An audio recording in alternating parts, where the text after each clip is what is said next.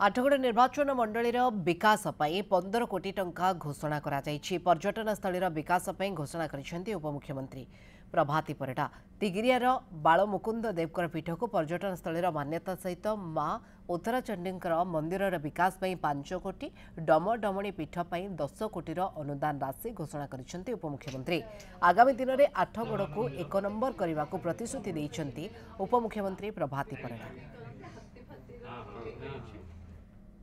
माँ दमदमणी पीठर विकास जहाँ अभय बाबूंकर लिखा थिला आमे 10 कोटी टंका सैंक्शन करिवु तार पेरिफेरियल डेवलपमेंट पई।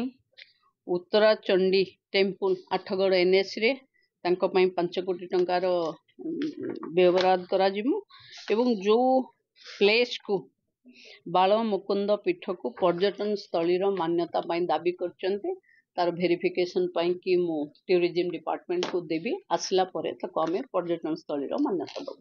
आम आठगड़ पाई आज 15 कोटी टंकार पैकेज घोषणा कले एवं तत्सहित आमर तिगिरिया ब्लॉक अंडर आसुची बाबा मुकुंद देवंग पाई पर्यटन स्थल पाई मान्यता दवा पाई मदद सेटा डिक्लेयर कले एवं अमकेई कूद पाई जो ब्रिज जिवार तला ता मध्य से आश्वासन देला हम करिया पाई।